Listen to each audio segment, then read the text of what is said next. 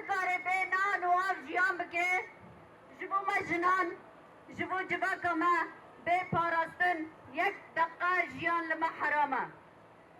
Eger di Sûriyê da, di Rojhilata Navîn da, di Kurdistanê da eger li wir hêzek û siyasetekî dagirkirinê hebe, tunekirinê hebe, pêdiviya hemû kesî ji 7 salî heta 7 salî pêdiviya wî heye ku xwe biparêze. Ji ber wê di dayî de dixwazim vê bêjim, ne tenê rojek me 15 sal şûreşekî birêve bir.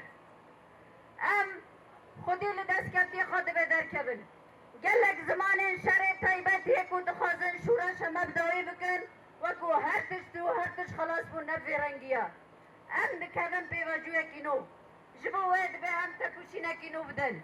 Ji bo wê dibe em bi îrade bin. Civaka me dibe ji xwe û ji destkeftiyê xwe bawer bike. Em ji xwe bawerin. Ezmûn û tecrübê me hene. Bi rastî ne tenê şûreşek eger gelê me, eger civaka me xwe birêxistin bike, carekî din em dikarin hêza şûreşekî pir mezin çê bikin, ew ê jî bi pêşengtiya jinê bibe. Ji bo wê em wekî YPJ carekî din sûza vê didin ku em hêza parastina civak û jinanin.